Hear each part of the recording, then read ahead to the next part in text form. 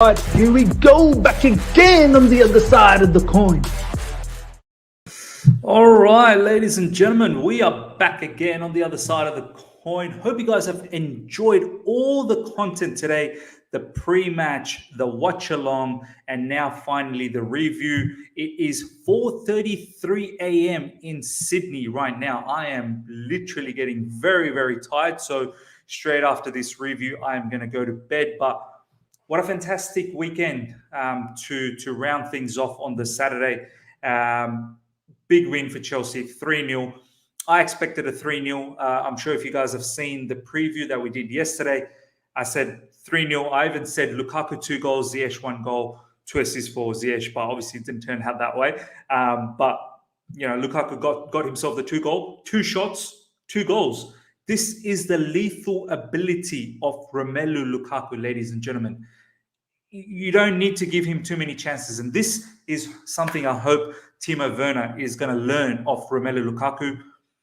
You need to be ruthless up front. And the finishing for both of them, the first goal, kudos to Kovacic with that excellent, assist for the first goal. Brilliant ball through. But once again, emphatic finish from Romelu Lukaku for the first goal. And the second goal as well. Great work from Azpilicueta from the right side, coming in, putting that ball in for Romelu. And Romelu, just emphatic, hitting the roof of the net. No chance whatsoever.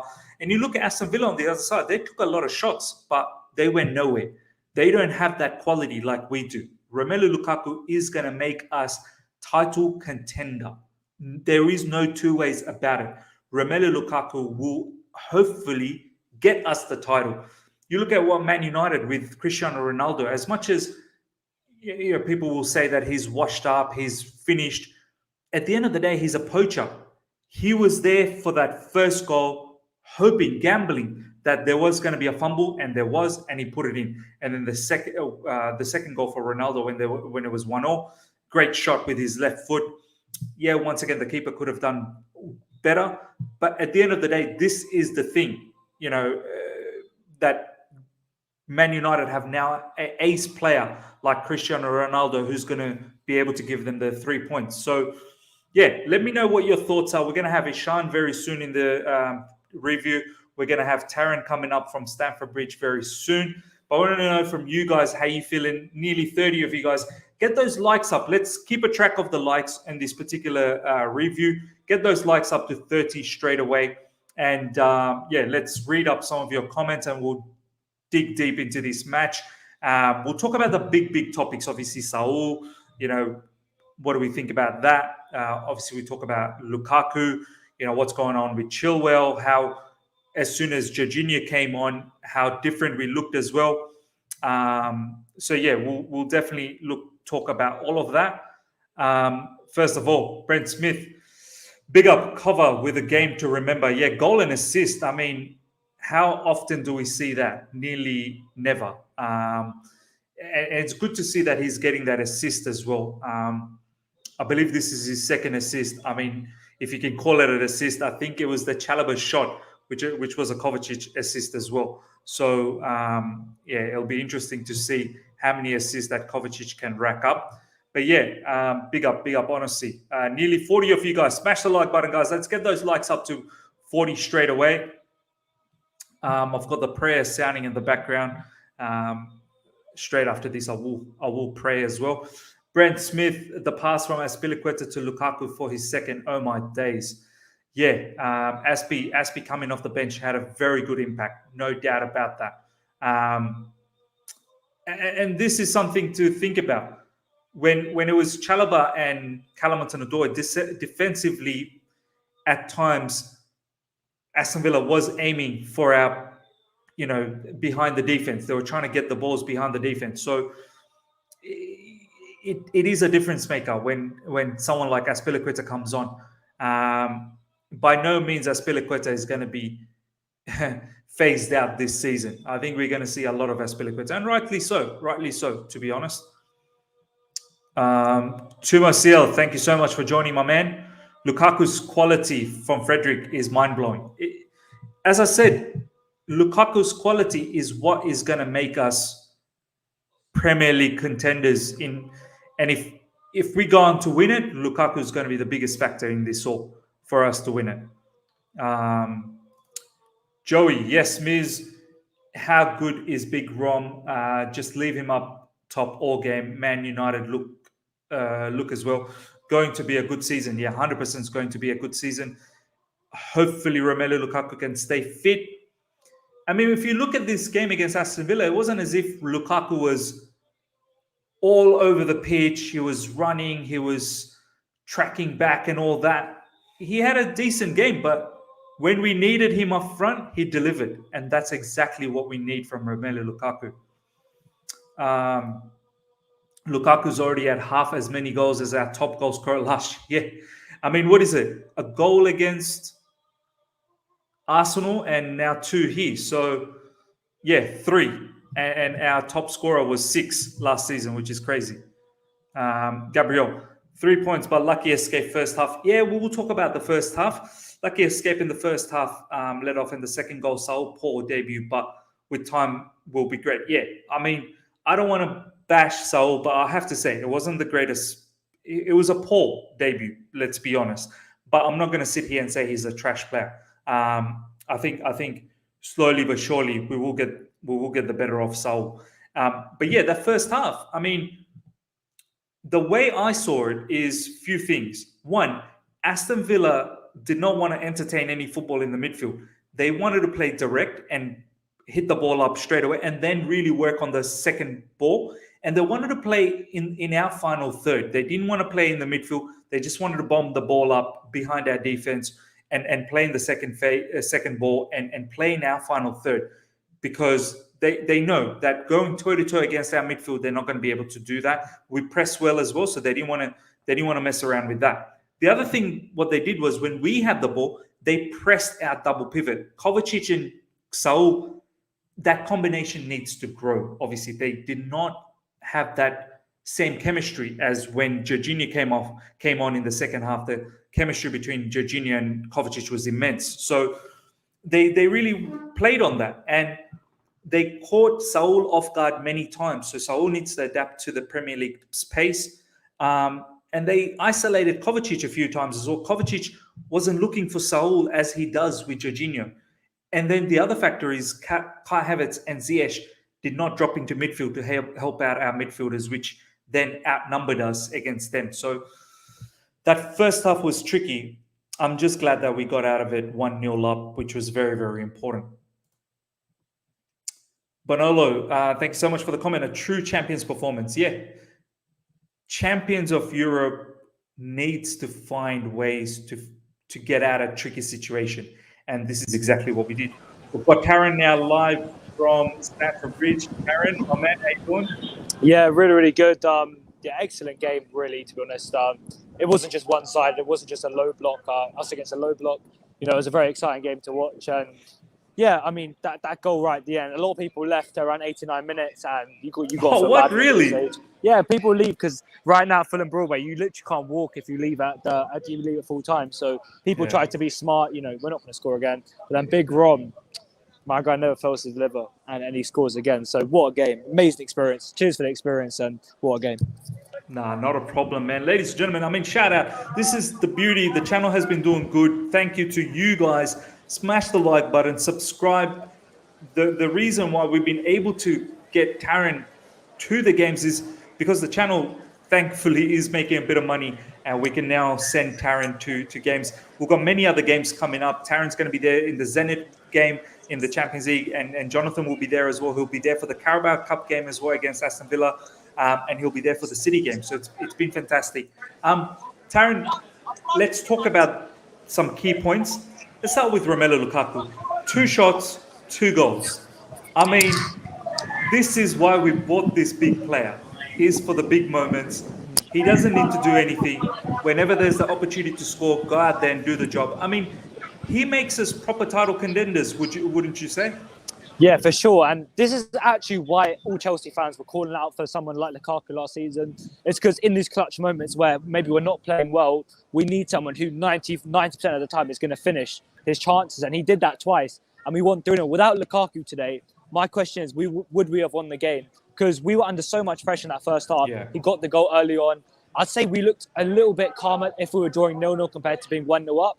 And then he scored late on. Our goal difference going up is never a bad thing. You know, I always want to see more goals being scored. And yeah, like you said, 2 shots and 2 goals. The conversion rate is absolutely crazy on the striker. Emphatic goals as well, Taron. Exactly.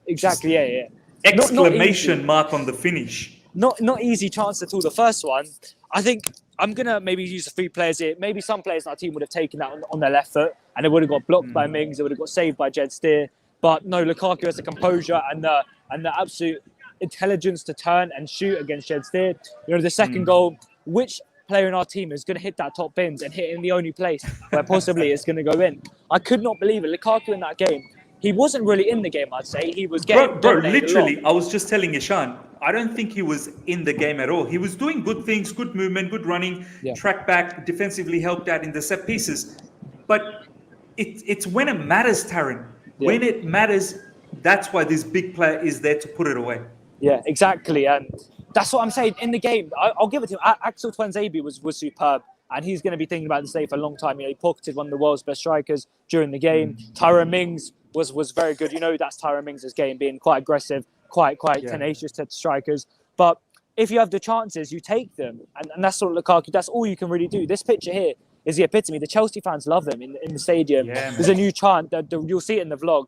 It's like Roma, Lukaku. It's beautiful. It's a lovely chant. They absolutely love him. He came around and clapped the fans after. What I will say about Lukaku, which probably wasn't picked up on the cameras, was just towards the end of the game before he scored that last goal, he did seem to be limping a bit. It did look like he was holding his thigh.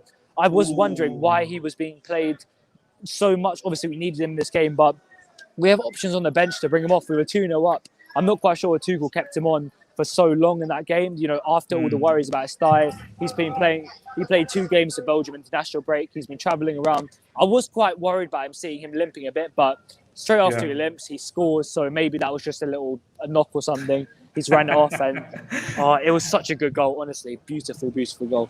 Bro, that second goal from Lukaku, my God, it hit the roof of the net, man. I mean, keeper no chance. And that left foot of his is just impeccable, man. I mean, look, I know you said that he's picked up that knock. It looked like he was limping, and he's been complaining about that minor injury in his thigh, and there's going to be some scanning that's going to be done. But I can't imagine how he's not going to start against Zenit. That's our first Champions League game. I know there is options. Timo Werner can probably start for us, but I mean, what would you do, Taron, before I go to Ishan? Are you risking Lukaku against Zenit, or I mean, how would you go about it? Yeah, we'll have to see in the next few days if Tuchel's maybe asked in the Hates TV interviews if there's some kind of issue. But if he's all good and Tuchel kind of comes out and says there's nothing really wrong, or it's just a knock or something in that brackets, then 100%. But if Tuchel said there's a minor worry, you know, like he says sometimes, there's a minor worry, there might be a slight issue there, but it's not serious, and I'd rest him because, you know, we could save him for the Tottenham game on Sunday. That is my priority. I'd rather, you know, Zenit. Obviously, I want to win that game, and I think we can win it without Lukaku, in my opinion, with you know, options like Ziyech, Havertz. Havertz can play that false line role extremely well. But for that Tottenham game, I want Lukaku starting against Tottenham's defence today against Crystal Palace. They really struggled against Christian Benteke, against the Tottenham when Edouard came on. Tottenham, we should be pumping them. That's what I'm saying, and I think we need Lukaku for that game. So what I'm saying, if Tuchel comes out and says, you know, there's been a slight issue, he is a bit fatigued after the international break and a slight injury, then fine with it. Let's bring on Havertz. Let's keep Havertz. Let's bring on Mount. Let's bring on Werner. Let's bring on all these other players to start. But for that Tottenham game, you know, I want Lukaku on that pitch to terrorise Eric Dyer, Sanchez, Romero, whoever's starting that game. I want Lukaku starting, and that's my main priority right now. And I'd rest him for Zenit. But yeah, the injury, it did look like a slight issue from where I was looking. Obviously, on the cameras, sometimes these things aren't really picked up. But I did see him limping a little bit. He was holding his thigh. But, you know, he looks like a warrior. He can't push through these slight knocks. 100%. Ishan, thoughts on Romelu Lukaku, my man? Tell us. I've been craving for a striker like this for a long time, man. And I'm so thankful we've got Big Rom back. This is the kind of fierce finishing I was looking for from a striker. And this is the kind of finishing you expect from a natural striker. And we've got this guy. This guy is, you know, at his peak. the way he's delivering those balls at the back of the net is absolutely amazing to watch, and it shows his confidence. It shows that it's just the beginning, and I hope he keep the way he's finishing. If he does that for the rest of the season, we're winning this thing for sure, 100%. So happy he's got the brace, and congratulations to Miss. You got your prediction spot on, man. Lukaku brace and 3-0 Chelsea victory. No, 100%, man. I did say Ziyech would score one, but he didn't, and he would assist. He definitely didn't. We'll talk about Ziyech down the track. I don't think he had the best game. I think he had a very, very average game as well. But the next particular topic that I want to talk about is this bad boy here. I mean, Taron, I'll go to you. Kovacic, goal, assist. I mean, is this the Kovacic that we know, or what's going on? This is a totally different Kovacic. This is like the Kovacic who had like 4 different Weetabixes in the morning. He's had his cereal and he's taking his Lucozade Sport and he's really energized. And this is a type of player Kovacic can be with, in my opinion, a proper target man. I've said it a few times on different streams and stuff that I think Kovacic and Lukaku could be a great link-up play. Kovacic, when he breaks out of pressure, sometimes there isn't really the option of a target man to play into, to play in behind. But when Lukaku is there, he does seem more confident to drive, because he knows there's somebody there. He won't lose the ball after you pass it to them. So, yeah, this Kovacic, that first assist was absolutely mesmerising. And I know Lukaku did cut in. It wasn't straight, one-on-one on the keeper. Pass was unbelievable. The weight on the ball was absolute. And let's not forget, he won the ball back in the midfield. He split them open like a butter-through knife, and he played it through. And that goal as well.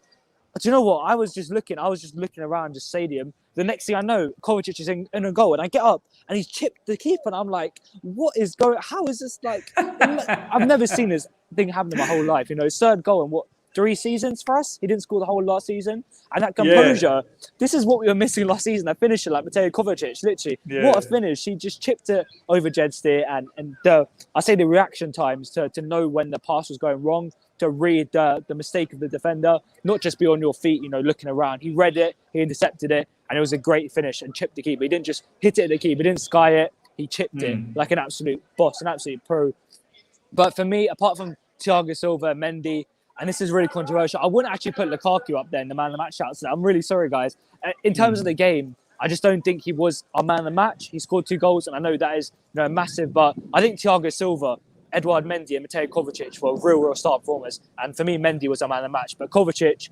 Bro, for me, Mendy's man of the match for sure. He saved at least 10 shots, man. He saved at least 10. It's crazy. This is more shots than he saved the whole of last season, honestly. He was absolutely super. Every shot that came at him, he would push it wide, he would put it over, he would catch it, he would claim the ball from the crosses. This is the goalkeeper that we paid for from Rennes. And why Gary Neville and that was saying, Mendy is nowhere near the level of Alisson last season. They're looking like mugs right now, because for me, he's the best goalkeeper.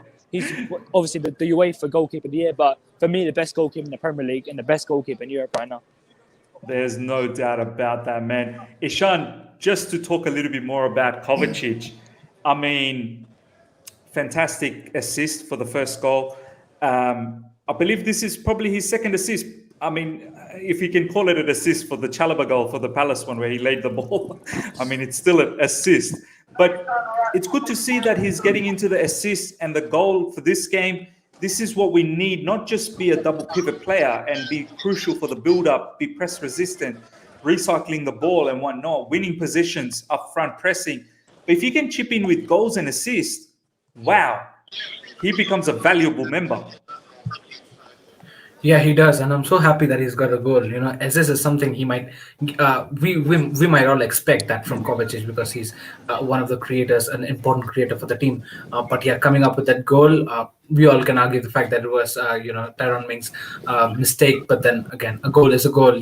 Whichever way it comes, and the way that he finished it with that chip, you have to anticipate that. Chip. You have to anticipate 100%. That mistake. You know what I mean? Yeah.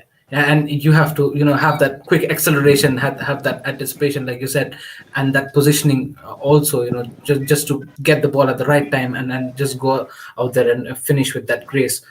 His touch and his abilities are amazing. Kovacic, it's just that, sometimes he does not get into the positions of finishing, and maybe he's not in Chelsea FC at this point of time. He's not playing the role where he can get into those positions where he can finish. But looking at him come into the score sheet is really good, and hope if Jorginho also could have come into the score sheet someday, it would look very, very good. It would just complete his whole performance and his whole the way everything he keeps puts in the table for Chelsea. But the thing is, these two guys, they play a different role for Chelsea. And today we saw the perfect example how Kovacic and also Jorginho, the role they play in the team. It's not easy, and it's completely different. We shouldn't be expecting much in terms of goals from these two guys, but we should definitely know the importance. These are very, very two important guys for our team as well. And yeah, so it's really good to see Kovacic in the score sheet. And yeah, I hope if that's the thing, having Lukaku there in the team as well, it creates, it opens lots of doors and lots of opportunities and lots of ways for the whole midfield also to come. You can come in the shot here. So yeah. Guys, sorry to interrupt, but Yeah. I've got a guy to help give his opinions on the game. So it's two Aston Villa games. So he'll say the questions on the headphones, and I'll just let you know what he said. Yeah. So guys, do you have any questions for what the fans are having today? Just your general thoughts, boys. What do you think about that match? Yeah. So what do you think about this match? It was a very good match. Romelu Lukaku, different class. Yeah. Different class. Great he come back to Chelsea. Yeah. He's fantastic. Yeah. And also, any other key performance today apart from Lukaku that you felt really played well? Thiago Silva. I thought Thiago Silva was comfortable. Yeah. He's back. He's in. He knows where he wants to be. Yeah. That's where he should. And Mateo Kovacic. Ask them about Saul. Ask them about Saul. Exactly. That is a collector's item. Yeah, exactly. Nobody would ever see that again. We're so lucky. Exactly. So the live stream guy is just saying about Saul Niguez. What do you think about Saul Niguez's performance? It was a bit shaky, but he's trying to adapt to the league. Jury's out, on that one. I think personally, he's a great player. Don't get me wrong. Yeah. But I think he needs to have a couple of games. Yeah, a couple. It was a lot of intensity. Premier League. We're not in the La Liga. We're not in La Liga. We're in the. And when is Chilwell getting his chance? Then Aston. And also, I have a question here. When will Chilwell? Do you think? When do you think we'll get a chance? Zenit, are you saying? Or we love. I think the Alonso charm is starting to wear off for me of this game, in my opinion. I love Chilwell. I think Chilwell should be given a chance. You think Chilwell should be given a chance? So the Zenit game, are you saying? The Zenit game, okay. Yep, and just quickly on another keeper from Edouard Mendy for you. Is he your man of the match today? He was amazing. Brilliant. And when he came in, there was talk he came from the French league. He wouldn't be superb, but he was amazing today, right, Edouard Mendy? He was. He was superb. Amazing, super appreciated. He's a good goalkeeper. You got a good one. Reminds me of Petr Cech a little bit. I'm a bit like that. Just remember, Lukaku is the new Ronaldo. Are you saying that? I'm saying that. Lukaku he loves it. He loves it. That guy loves it. Whatever Ronaldo does, Lukaku can do better. Exactly. Exactly. Well, we got a thumbs up there, guys. All right. Cheers to your thoughts, guys. Cheers to your thoughts. You can check out the YouTube channel on YouTube. It's called The Other Side of the Coin, okay? You can check out. Yeah. On The Other Side of the Coin, okay? You can check out. Brilliant, Taron, man. Taron, well done, Taron, bro. Well done. Good job. Very, very good. This is good. You get to see the fans, man. It's brilliant. Taron, I want to ask you about Saul, man. Saul in social media and even on the watch along, he was copping a lot of heat. And I think it's unfair. I mean, it's his first game, 45 minutes. And a lot of people are saying, I don't want him to play against Zenit. I mean, he's a player that needs to play. We saw what happened to Jorginho at the end, Taron. He picked up a knock. Could have been serious. Hopefully it's not. But we can't just be relying on Kovacic and Jorginho with Kante injured as well at the moment. I mean, we need to give Saul a bit of time, yeah? I think the fairest comparison I can give to that is when Mateo Kovacic first came to the Premier League to play for Chelsea. The first few games, he did look a little bit kind of off the mark. He wasn't really up to the pace of things. And we gave him a few games and he looked superb. And look at Mateo Kovacic now. He looks like the most secure player on the pitch. You can pass him any time and he'll release the pressure. But, it is a one-year loan spell. It's not like we had a transfer ban before. We needed Kovacic. If Saul doesn't perform very, very soon, I do think it could be difficult for him, but he's only had 45 minutes in the Premier League, guys. You can't be giving him this much hate already. Give him at least, I say, 5 to 10 games. Give him time to adapt to the league. even Thomas Partey, who's a very, very physical kind of box-to-box midfielder. You good, bro? Chelsea! Yeah, these guys are loving Romelu. But yeah, what I was saying before about Saul, Thomas Partey, I'm going to use him as an example as well. He's the most physical DM you'll see anywhere. He struggled when he first came to the Premier League. He struggled with the intensity, and he is starting to adapt to it a little bit later on in the season. He did start to adapt to it, even in the poor Arsenal team. So what I say about Saul is give him more time, give him time to adapt to the league. I know we don't really have a lot of time right now. Given the Zenit game, I'd say give him the start in the Zenit game. Yeah. Jorginho and Saul is a combination. I like to see Kovacic and Saul. I don't like the balance, in my opinion, at all. That's just what I'm saying right now. Same players, Kovacic and Saul. It was confusing me. Yeah, it was confusing me because Tuchel was saying that Saul can play the Jorginho role in one of his press conferences. But I don't think Saul was really a holding DM. I think he likes to have the license to play whatever he wants, to bomb forward, to defend when he wants to win headers everywhere, to be a late runner into the box. I do not think he's a holding DM. And him and Kovacic, the dynamics are not quite there. Similar to Kante and Kovacic, where the dynamic doesn't really seem quite, we need, when Georgie and Kante or Georgie and Kova play, you can see a real connection brewing where one can hold, one can go forward. But right now, it doesn't look like this connection's really there. And it is early days, like I said before. Let's not get worked up.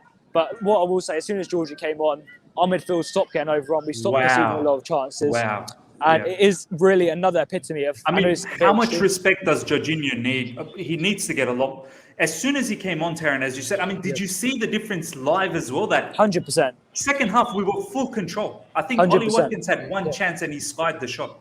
The fear in the stadium, it is weird to say, but it's similar to when Bakayoko was playing in the Tottenham game, where every time he got the ball, there was a kind of fear that, he's not that comfortable. He looks a bit wary at times. And Saul today, there was like kind of fear around the stadium. There wasn't kind of a confidence. There wasn't kind of a, sit back in your seat, chill, have a beer, relax. It was kind of a, he doesn't look too confident. He's taking a bit too much time. His passes don't have enough weight on them. He's getting pressed by McGinn too high. But when Jorginho came on, it literally is like he just slotted right in there. He's the Italian Euros winner. He's just so calm on the ball. And the midfield was getting overrun a lot in that first half. John McGinn was having too much freedom. Jacob Ramsey was having too much freedom. But in the second half, it was all kind of annihilated and it didn't really happen. And all testament to Jorginho. He's in a position in the pitch where he doesn't get as much plaudits as other players. If someone scored a goal, that's going to be all over social media. But the real analytical people who like to watch the game, who like to watch different players, will say Jorginho should get a lot of the plaudits today for really calming down, stopping the was the stadium buzzing for Jorginho? Like the fans in the stadium, were they giving him a good cheer? European Player of the Year. Was he getting that same sort of reception? Honestly, no. He was getting the same reception as always, just the casual Jorginho reception. There wasn't, I believe in the Champions League game on Tuesday, there will be some kind of award for Georgie, Mendy, Kante and Tuchel. But right now, it just felt like a normal kind of game. He came on, did his job. As Roy Keane likes to say, that's his job. He came on, did his job, and left the pitch. And really, that, for me, is one of the catalysts of why we didn't concede and why we went on to win the game comfortably, was because of Jorginho and Kovacic's link up in the middle. Like I say, in the middle of the pitch, for me, it's all about connections. You can't just have two, you can't just throw in, Javi and like another Bakayoko. Like, you need to have some kind of connection, some kind of chemistry of where to pass, where to run, when to stop. Bro, and you really hate Bakayoko, bro. You're dropping his name. I'm really sorry, Bakayoko. Give the man a break, bro. I don't like Bakayoko. I'm sorry. I don't out of nowhere, Taron realized, oh my God, it's too much. I'm sorry, Bakayoko. Oh, wow, guys. Taron, look, we've nearly now had you for 30 minutes. I know you need to go home. Any final thoughts of the game? Just tell us. You've got the vlog coming up on the channel very soon. But overall experience of the match, the vibe. Just some final thoughts, bro. First of all, sorry about my hair. By the way, super chat here for Taron. Thank you so much, Abhishek. Thank you. Thank you, Abhishek. I'm sorry about my hair in this particular vlog. It's been blown about like absolutely nothing. This is very, very windy. But yeah, the game in total, first of all, I'd like to say thank you again for the opportunity for the channel. And thank you to everyone for the support, for making this possible to come to these games, experience, live football. It's beautiful. Hopefully you guys can come very, very soon when the channel grows even more. You can come to the bridge. You can come and watch a game with Jonathan, everyone, the whole gang, and come and vibe. But overall in the game, I'm going to say the performance was very, very poor. So to summarise it, we could see too many chances in that first half. It didn't look like a professional performance, but it's the international break. Let's allow it for this game. And against Zenit, against Tottenham, I don't want to see any of this kind of losing of the ball. I don't want to see any of this chance conceded like this. But yeah, the atmosphere of the stadium was superb. Honestly, the chants, Aston Villa fans tried to kind of gas it up a little bit, but the Chelsea fans shut them up straight away. Continued on with the chants, the Lukaku chants. The Lukaku chants are probably the epitome of the atmosphere. The Romelu chant, you'll hear it in the vlog. But I love it. And just even though I've mentioned the vlog, you guys will see the vlog tomorrow. A little bit different. I've been showing my face after some of the incidents in the game, some things that have happened instead of showing the pitch. I love this. I've got an interview with Dami and Saul coming on the vlog as well. Dami was absolutely hype. I've never seen someone so hype in my whole life. And Nishal was just chill and so journalist analytical. You know how Nishal is. But yeah, I really enjoyed it. Hopefully the connection was okay during the start. Hopefully it's okay now. But perfect.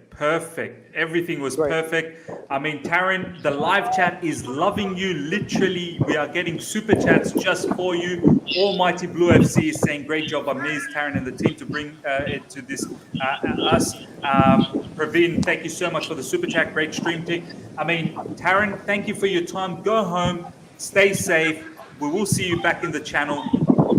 Honestly, love you a lot, my man. Thank you, guys. You've done a fantastic job. And thank you, guys. And to see the fans give the reactions as well, so good. So thank you for that. Thank you. Smash the like button, guys. Smash the like button. I hope you enjoyed it, and I'll see you guys for the Zenit game, guys. Have a good day. Yeah. By the way, have a good day, Taron and Jonathan will be there again for the Zenit game. Don't miss it. Take care, guys. Have a nice evening. Take care. Bye. See you, bro. Bye. All right, ladies and gentlemen, let's continue on with our review. Hope you guys have been enjoying it. We've got 200 people live, 66 likes. Let's get those likes to 200, guys. I mean, Ishan, you tell them, bro. Oh, ladies and gentlemen, listen. Now, come on. Listen, yeah, we gotta ignore the first 45 minutes from Saul Niguez. Things happen like that, you know. There are some mistakes, but you know what? You should not make a mistake. What will be that mistake? Leave the channel without, liking and subscribing this. You know, so it's a sin. You know what? It's a sin, bro. It's a sin. It's an absolute sin. If you're watching and liking our content, please smash the like button. You know, if you like this blue color, make that symbol blue. You know what? Like when you press the like, it becomes blue. You know what? So yeah, just click that like button and subscribe and share it with your friends as well. So yeah, thank you for joining.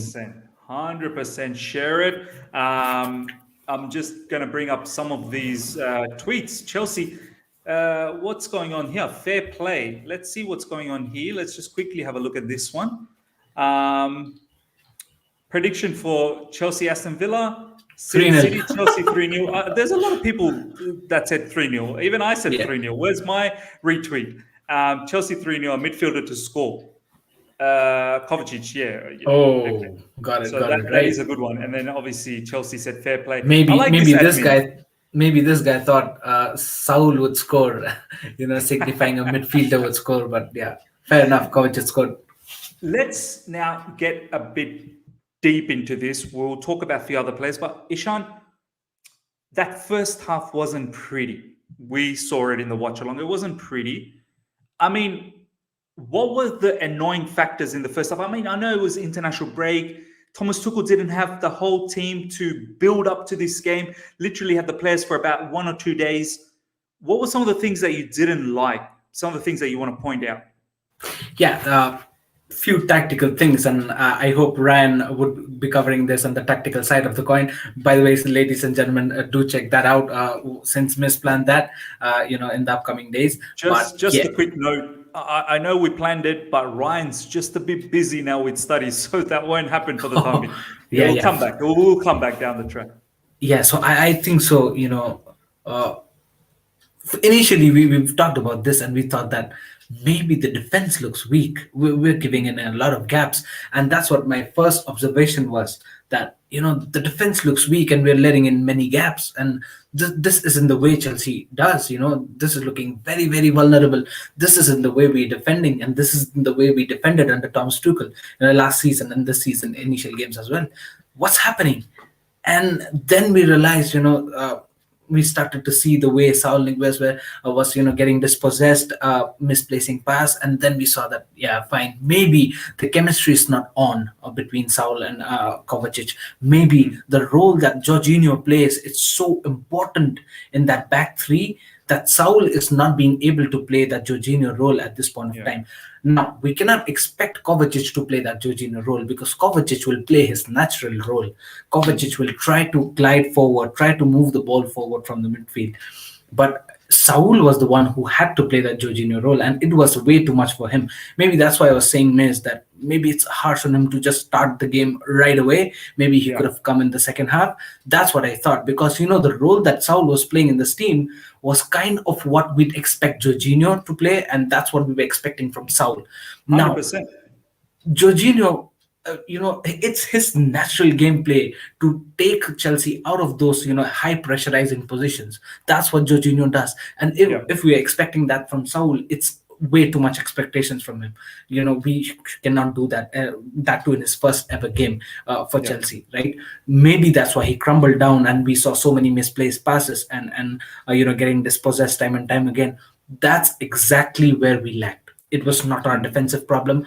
I said that Chalobah was looking decent because he was decent, but there were gaps, and the reason behind was, Saul was getting dispossessed, due to which we had Chalobah, letting move forward. He had to move forward to cover the ground for Saul Niguez, which is definitely not in the plans of Thomas Tuchel off the ball tactics when we talk about. So basically, when Saul has the ball, he has to take that whole situation out, absorb the whole thing, and release the pressure from our team. But on the contrary, what's happened is Saul, was getting dispossessed, and that led Chalobah to go in front, or maybe a Thiago Silva to go in front. That created a lot of gaps in our defense line from the back three, and that's exactly where Aston Villa came up and just capitalize on those gaps. And we were thinking, oh my God, the defense line looks bad. No, but it was that double pivot position. And that's why, we always focus on the fact that this double pivot position are so important in this Thomas Tuchel system, that if even one of these two players plays bad, everything crumbles down. And these pivot roles are so specific that you cannot have anybody just do a job. Just like today, you can say Saul was trying to do a job, but it's just not about doing a job. You need to be the best. And look at when Jorginho came in the second half, everything got normalized. It was like just every day in the office, a good day in the office, everything normalized, everything stabilized. Our backline looked rigid. So it was that double pivot position. And so maybe I think so it'll be harsh on Saul to just be slandering him. I don't think so we should do that. It is his first 45 minutes for Chelsea. He'll learn that as the time passes by. But it wasn't a good game. I'm so glad that we've got such an intelligent manager where he just found out those flaws and instantly in the second half. Oh, how good was that? He did not waste time. 100%. Ishan, did you definitely enjoyed that he made the change straight away and not give Saul another 20 minutes in the second half? No. He saw an issue, changed it, absolutely, man. And it takes some guts, because if it was maybe other manager, they wouldn't have changed Saul right at the second half, start of the second half. But and you know what, you could affect a player's confidence as well, like by doing that. So it takes a lot of guts, as you said. 100%. But it's not, man. We cannot be too harsh. He's not a bad player. It was so funny to read some comments just coming and saying Saul is trash. Oh, come on, grow up, man. He's multiple times champion. He's been a warrior. He's been an absolute warrior. He's playing football at this point of time after fighting so much in his life. With his all the weaknesses that he had, all the injuries that he had in his body itself. It's a big thing. And even after that, come on. It's a bad game. We all understand that, and we accept that it was a bad game for Saul. But it was just his first 45 minutes, and we shouldn't be harsh. He'll definitely be learning, and he'll be coming back stronger. 100%. Ladies and gentlemen, we've got nearly 300 live right now. Smash the like button. I'm going to do a little bit of Ms. Ball that you guys always want. I'm going to now showcase what I saw in the first half and what I saw in the second half, the distinct differences. You guys are going to enjoy this. The Ms. Ball session is on right now. Smash the like button. We've now crossed 300 people live. Smash the like button and subscribe if you're here for the first time, and check out Ishan's socials in the description. I will put Taron's one as well, but you would know who Taron is anyway. So check out Taron's description, socials too. But yeah, this is what I saw Ishan in the first half, right? Obviously, Kovacic playing in this role, Saul over here, more sort of trying to be box to box. Now, what I saw was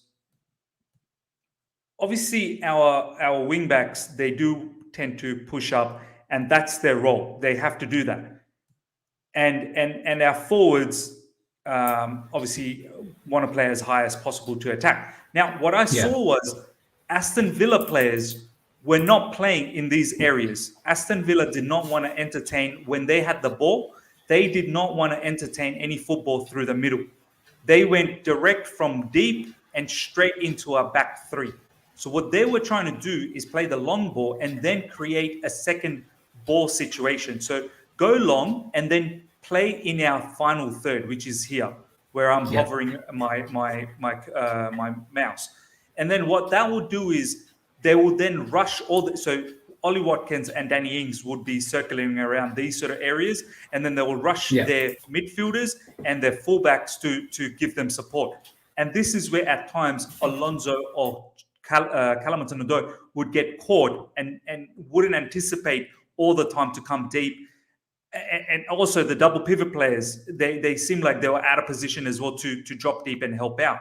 And it was just creating too much.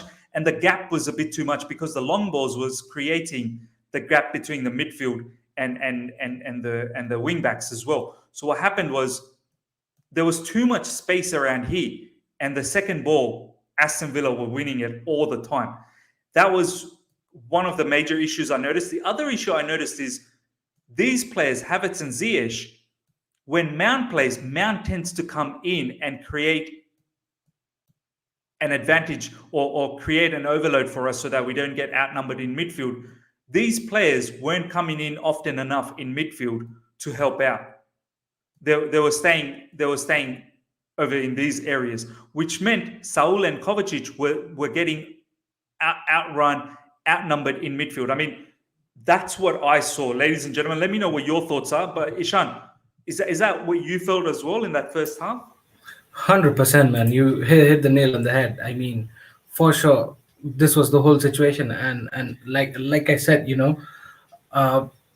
the vulnerability on the right side defensively, took a toll on me in the first half, especially looking at the way, our double pivot was not gelling up at the way that we wanted. Also, they were trying to run us, time and time again from that right-hand side where Hudson-Odoi and Chalobah is in the defense, right? So that side looked a little bit more vulnerable to me, and that's why maybe I said we should maybe bring on an Azpilicueta, if not Jorginho, right? Just to strengthen the right side.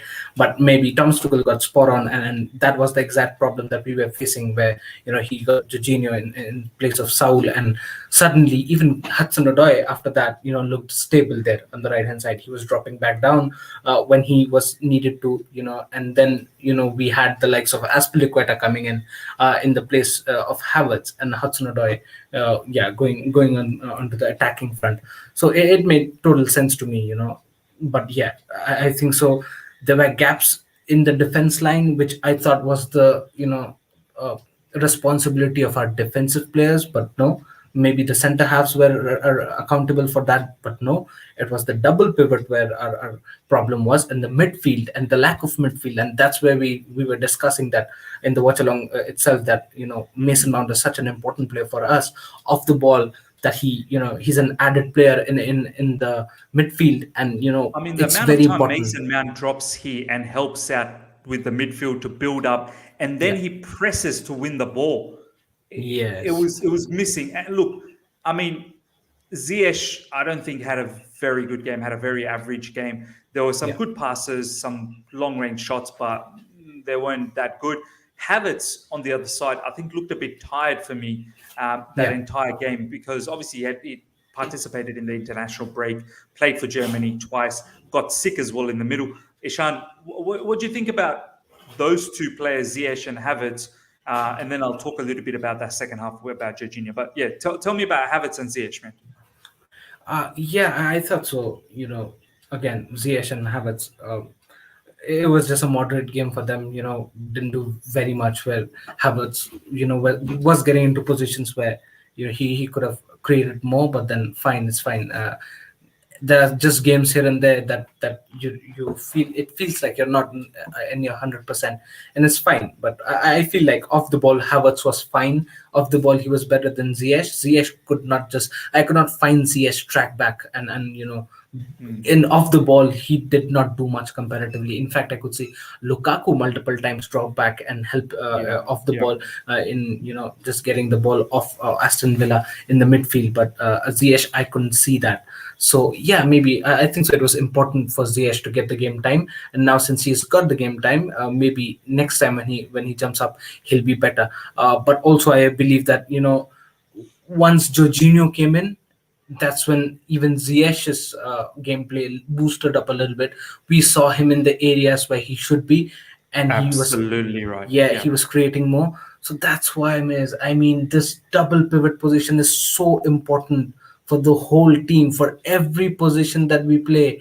It's the double pivot positions, the players playing in the double pivot to be at their best, because this is the spine of the whole formation, I believe.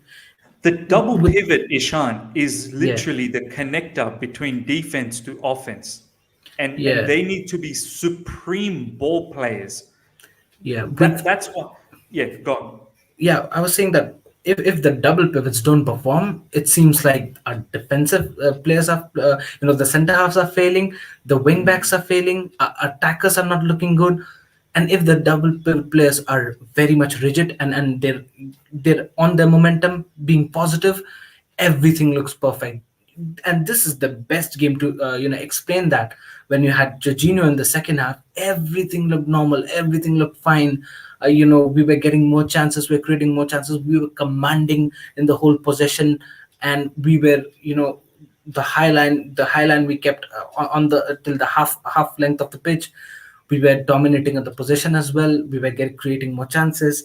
The attacking players were, getting into the positions where they could score more goals. Yes, there were many situations where Aston Villa also played really well, and the way they played, you said it perfectly, that there was no much of a midfield, that they were going, over the head through balls and just trying to do what they do with their counter transition. But yeah, I mean, after the double pivot situation got sorted, we look completely professional, and also adding Aspilicueta to it. Oh man, this team looks very, very balanced. Just the way we played, and I think so. Maybe this would be a lesson for Thomas Tuchel. Maybe even he might think that, listen, I cannot do a lot of experiment, right? He just cannot do. It was a risk playing Saul, Hudson-Odoi, and Chalobah, the three guys who do not play much and do not start frequently. Starting all these three guys all together in the same match in the starting 11 was a risk. Maybe wasn't the greatest idea. From my point of view, was a risk. Although, like I said, I would love to see Hudson-Odoi every day, because I like when this guy gets game time, regardless of the fact that he scores or not. I really like when he gets that game time and gets some game time in his kitty. But the thing is, it's a risk to play Chalobah, Hudson-Odoi, and Saul, who's playing the first match of his life for Chelsea. Also, Chalobah, who's not been a go-to defensive, centre half for the past season. He's just been playing in this season, and that too is the beginning of this season. Also, Hudson-Odoi, who's just playing the first match of his season, in this whole season. So yeah, that was a kind of a risk, and that took a toll. Maybe not from Hudson-Odoi's and Chalobah's side, but also from Saul's decision, it took a toll. But thankfully, we're off this match and we kept a clean sheet. It was so important to keep the clean sheet as well. 100%. We'll talk about Mendy and clean sheet and the man of the match as well. But yeah, absolutely right. As soon as Jorginho came on, we saw a lot more balance in midfield. Jorginho was connecting play with Rudiger, Silva, Chalobah. He was always looking for the ball. He was there with Aspilicueta. He was there with Alonso. And most importantly, he was there with Kovacic. He was literally just marshalling around here, and every single player, this one, Silva, Chalobah, Rudiger, Alonso, everyone was just circling around Jorginho, basically making him the metronome of the team. And straight away, we had all control back in midfield. Kovacic started to look a lot more confident in midfield, knowing that he has Jorginho in and around him. And this is the thing. It allowed Ziyech to be a lot better in the second half, even though I still think it was average overall in the game. We started to, in the second half, I think Aston Villa just had that one chance with Ollie Watkins. Besides that, I don't think they had any other chance. So overall, that was a huge, huge difference maker. Jorginho, his value in this team. I mean, if anyone wanted to see a reference point, this was the match.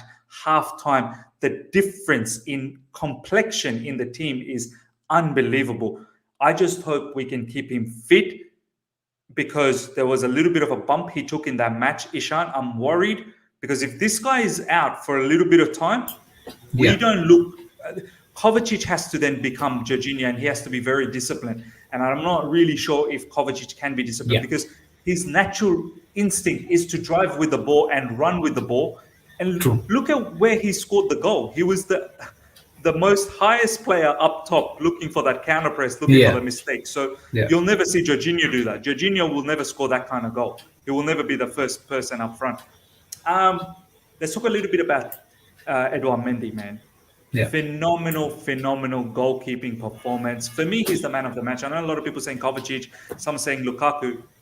Without Mendy's goal-saving attributes and his ability to stop some of the set pieces, corners, free kicks, I think we would have been dead in that first half. They should have been at least 4-1 up. I mean, easy. For me, Mendy is the man of the match. What's your thoughts? Even for me, man. Mendy was the man of the match. There were certain times in the first half, in fact, majority times in the first half, where we were looking absolutely under the pump, and Aston Villa was coming at us like it was just a piece of cake. It was like a swing for a child. They were just coming at us time and time again, and we couldn't do anything. We looked absolutely toothless. We were getting dispossessed time and time again. We were making false passes. But then again, they took their chances, but it was Mendy's saves that just took us over the first half with a 1-0 lead. Or else, if it wasn't for Mendy, we easily could have gone for a 3-0 minimum, maybe a 4. Not 3-0, but a 3-1, or maybe a 4-1 in till the end of the first half. But yeah, kudos to Mendy, and I'm so thankful that we've got a keeper who's so confident with his shot stoppings as well, and also we will talk about this, but aerially they're so dominant. Aston Villa team, we've talked about this in the live watch along as well, that it was so difficult for us to control them aerially, especially with the set pieces, with their corners that they took. And even that's where Mendy, there were numerous chances where Mendy saved us from those corners as well with his punches. And the kudos crosses to him as well, Ishan. Numerous crosses. 100%, man. As for me, Mendy was the man of the match for me, regardless of kudos to Big Rom for his brace. Let's take nothing away from him. Also from Kovacic, his one assist and one goal. Kudos to both of these guys. But I really could acknowledge. I can't just keep myself away from acknowledging the fact that Mendy was one of the most important guys. And if we would have trailed in that halftime with that maybe a 3-1 or a 4-1, I don't think so we would have come back, because they would definitely have parked the whole bus, submarine, spaceship, whatever it is, in front of us, because they were playing with the back five, and it was a proper defensive back five, and you saw that there wasn't much of a midfield there. It was just defense, and if they went ahead 1-0, I think it would have been a difficult game for us, because they would have just parked the bus, as you said. Brent Smith here saying Silva is my man of the match because that shot block he had kept. Yeah, I completely understand at 1-0. He kept a really good shot away. For me, once again, Mendy is being the guy that has saved us numerous times. But yeah, nothing taken away from Silva. I mean, just quickly, Ishan, just on the back three, Chalobah, Silva, Rudiger, they look, I mean, besides that first half where it was a bit difficult because the long balls were coming in and they just had to continuously defend that. Chalobah in the second half started to look a lot better, carried the ball, drove with the ball. There was one time where he missed that pass to Lukaku that could have been another chance for Lukaku. Rudiger looked solid, some really good blocks. Thiago Silva, obviously, some good blocks. That three, clean sheet. I mean, Chalobah with another clean sheet, which is great confidence booster for him. I mean, what do you think about the back three, bro? Now, yes, first half was difficult for them, but we would be wrong, absolutely wrong, if we blame the back three for the first half scenarios, because it wasn't the back three. Initially, even I thought there was gaps, and I was starting to think that, is it the back three? Is it the positioning of Rudiger? Is it the Chalobah's positioning? But it was the scenario of double pivot, and just the way I explained that, there were gaps created by us getting dispossessed in the places that where we shouldn't have been getting dispossessed, and that's where Chalobah or Thiago Silva had to move forward to rectify that mistake, or maybe close the gaps. But then at the backside we left a big huge open gap, and that's where they capitalized time and time again. So it wasn't the mistake of back three majority of the times. But yeah, I think so they had a decent game. Even in the first half there were many saves, shot blocks by Thiago Silva, also Rudiger swiping up a couple of shots. Also Chalobah had a very, very dominating game. In the first half he was very, very decent. I'll be very honest with you. It looked like Chalobah was getting out of position, but it wasn't that case. It just was that he had to go forward, because if Chalobah didn't go forward, it was more of space for the Aston Villa midfielders or the attackers to think more, have more time, and then decide. That would have been more difficult for Chalobah later on, to block those shots. So yeah, he had to do what he had to do in the first half. But in the second half, once Jorginho came, now listen, our double pivot is fixed, it's all mended, and everything is stable there. We saw the commanding back three back again, with Rudiger being more comfortable going forward, heading forward, try to create something out of nothing. Also Chalobah going there, going forward, creating some passes. Thiago Silva was rigid. Again, I agree with Brent Smith. He has had one of the most commanding games that I've seen from Thiago Silva in a Chelsea shirt, because he realized the fact that there's no Azpilicueta. He had to take the charge in the back line, and he did that. So kudos to him, and he had a splendid game. If it wasn't for Silva, it would have been difficult to keep the clean sheet as well, because he had positioned himself where he absolutely saved us, a couple of times where he blocked many shots. Yeah, man, 100%. Surendra, we will definitely touch on this particular comment, which is an interesting one. I do want to touch on Callum. Callum, I thought, as a right wing back, he was okay. There were a few times there was just a bit too much space behind him, and they were trying to exploit that. Going forward in the first half, there wasn't much going for us. Besides that goal, there wasn't really much going for us. I don't think it was entirely his fault. We didn't control the ball. If Jorginho and Kovacic were more in the first half, and we would have had a lot more control, then maybe someone like Callum Hudson-Odoi could have come into the game. But second half, he went to his favorite left side. As Azpilicueta came in, I thought he looked a little bit better in the second half. As soon as he went to the left side, he looked a lot more threatening. There were a few times where he had the opportunity to go himself, shots as well. I mean, Ishan, what do you think about Callum's performance? I mean, does he warrant to start against Zenit? This is what I'm worried about. I feel like he needs to have a big impact every game in order to warrant for the next start. So what was your thought about his performance? Now, first of all, before I answer this, guys, you're around 200 of you guys watching live. Please smash the like button. It's a sin if you don't smash it. I'm repeating this, and let's get the likes straightly to 150. You can't be just watching this bluntly without liking the stream. So get the likes above 150 straight away, and then we'll talk about the next. You heard the man. Get those likes up and subscribe.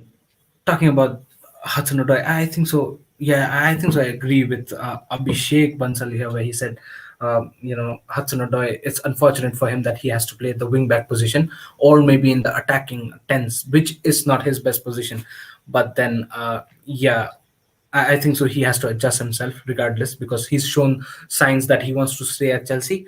and Chelsea has shown signs that Chelsea wants to keep him and does not want to let go. So Yeah. both of these, the team and the player has to complement each other now, and Hudson-Odoi regardless have to learn and adapt to the whole situation. If Thomas Tuchel wants him to play in the wing back position, maybe he has to learn that there's no other way. And this was a big sign, big sign. I'm telling you, resting the captain, benching the captain and playing Hudson-Odoi at the wing back position. It's a big sign that Thomas Tuchel wants Hudson-Odoi, to prosper and develop in that position. Even in the future, you shouldn't be surprised if Hudson-Odoi starts at the right wing back in the upcoming games as well in the Carabao Cup. You shouldn't be surprised because this is a big sign. It's this too, even in the Premier League game, Azpilicueta could have started. Make no mistakes about that. Yes, we could all talk about the fatigue and Azpilicueta playing in the Spain games for 90 minutes. Yes, but he could have started regardless. There are other players as well who's had 90 minutes but still started. Look at Kovacic. He had 3 games, 90 minutes, but still started. Even Azpilicueta could have started, but Hudson-Odoi getting that position, starting 11, gives an indication that Thomas Tuchel believes in him, and he's going to get more chances in that position. So we shouldn't be surprised. Now, the $1 million question: what's going to happen in Zenit's game? I really don't know, man. I'm so confused right from the beginning. Confusion. I mean, not just one side of the wing back, but the other side of the wing back as well. Marcos Alonso, he's been played the 90 minutes and he's been decent for me. He's not done anything wrong that I can point fingers out of him. So I mean, yeah. Chilwell hasn't been given, again, 0 game time for Chilwell. I was expecting Chilwell to get some game time, but he didn't. But, coming to the point, Hudson-Odoi starting in Zenit's game, I don't know. I don't think so. Maybe Azpilicueta would start because that's exactly why Azpilicueta has been rested. If Azpilicueta, if Tom Tuchel would have thought that Azpilicueta needs some rest, then Azpilicueta would have rested in that game, then surely Azpilicueta would have started in this game. But knowing the fact that Azpilicueta rested this game nicely, I see Azpilicueta starting in the next game, and Christensen also has to start in the next game as well. Yeah, man, I have to agree. I think Aspi will come back against Zenit. It's the first Champions League game. I'm pretty sure we want to kick things off with our proper full team, the first 11, I suppose, and Aspi is part of that first 11.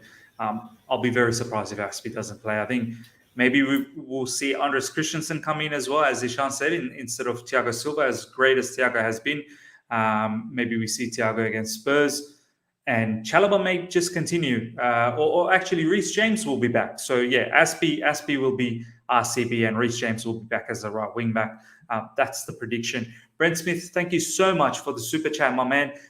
He was only on for a few minutes, but Timo had a certain look in his eyes. Saw him pushing some guys too. He looks like he's taking a lesson from Rudy. Yeah, look, this is what he needs to have. He needs to be impactful off the bench because he's not guaranteed minutes to start. Well, not yet. So whatever minutes he does get now off the bench, he has to show that impact. And look, he looked sharp. I expected him to start, but then again, I completely understand that he didn't because he played every single match for Germany as well in the international break. But, I thought maybe he could have started before Havertz, but it is what it is.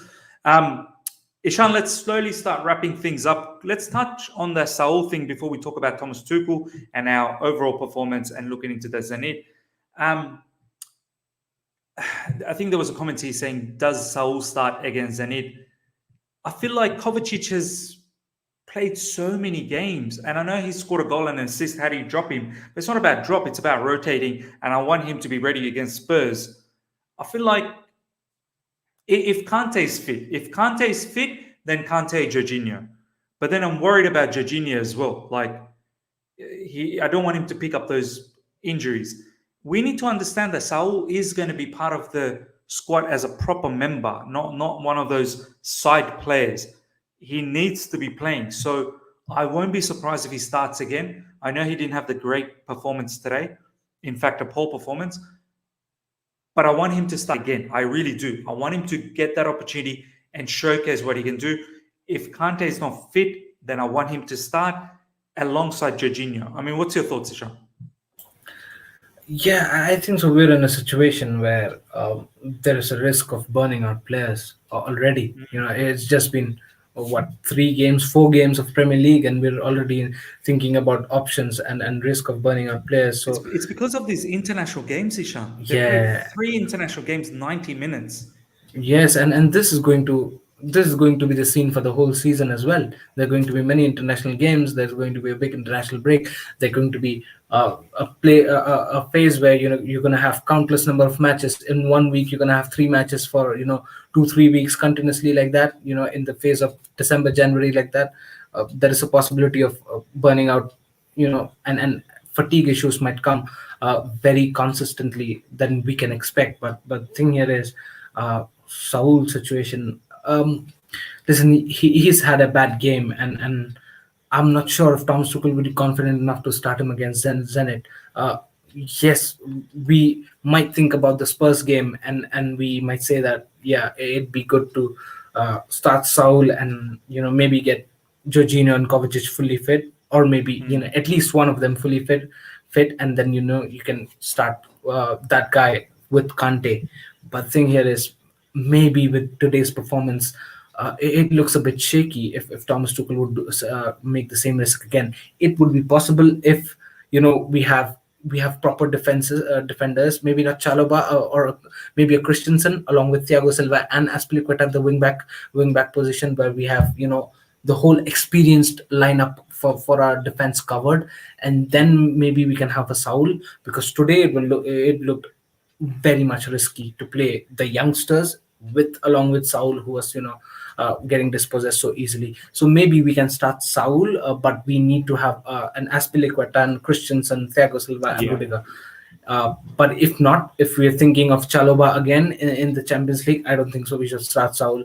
Or if you're thinking of a Hudson-Odoi at the wing-back position, I don't think so. We should start Saul. Let just Jorginho and Kovacic start, and maybe we can bring Saul at the 55th or 60th minute, or maybe as soon as possible, maybe in the 50th minute, if that matters.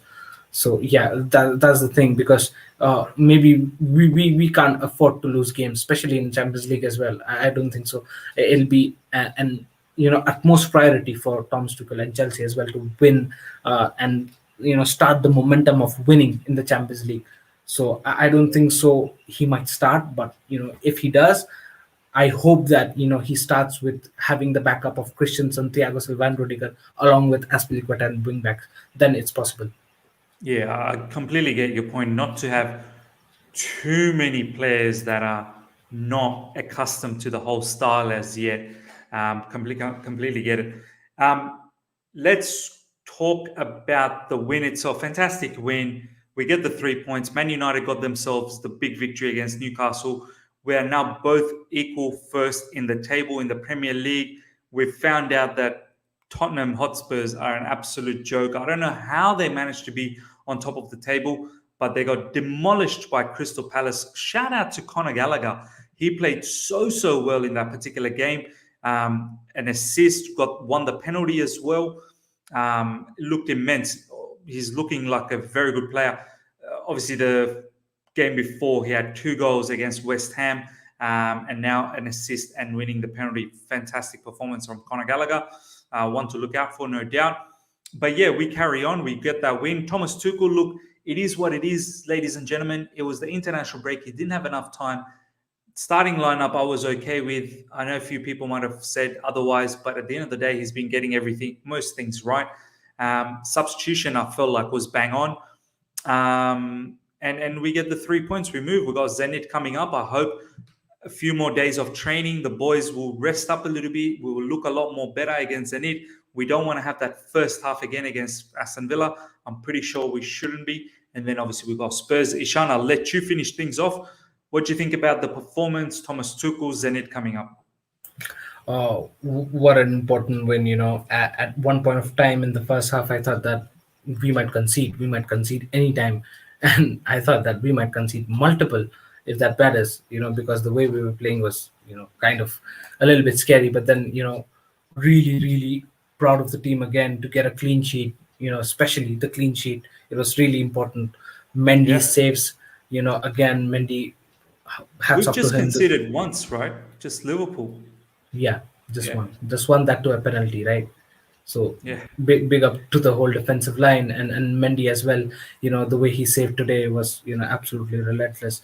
Also, the whole back line. Yes, I feel sorry for Saul that he had to start this way, but it's just a start and it's just 45 minutes. He's gonna get more chance, and I am 100% sure he's gonna come back stronger.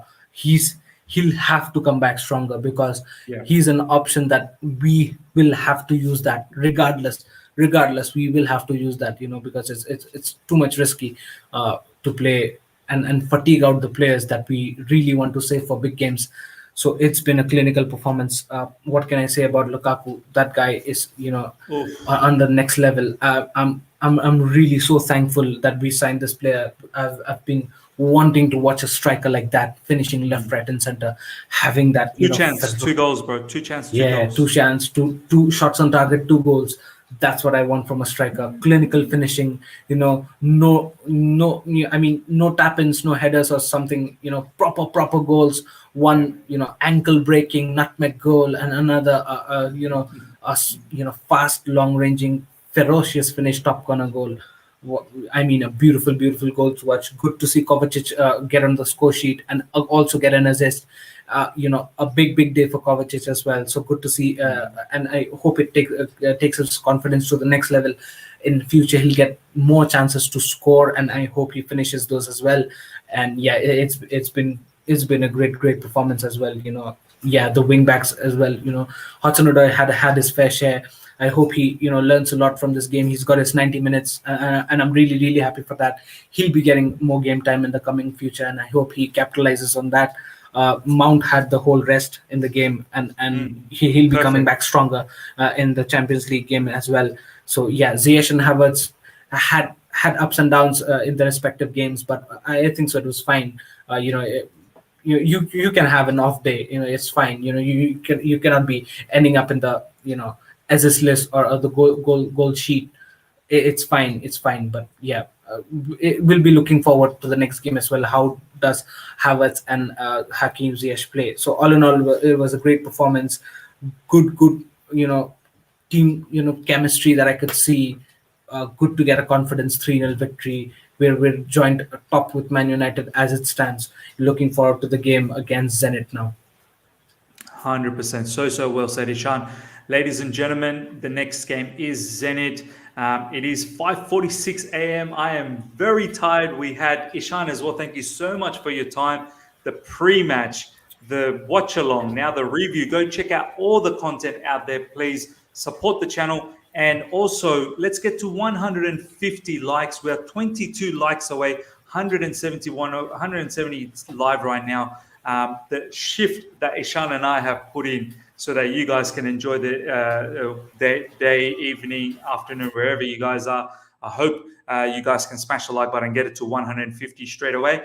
But yeah, Zenit game next up. The boys, Taron and Jonathan, will be at the game, so we will be doing the pre-match, the watch-along, and also the review again. So hopefully you guys can all join us one more time. And have a fantastic weekend. We got the 3 points. Big Rom scoring 2, Kovacic goal and an assist. I mean, top of the table alongside Man United. What more can you ask for?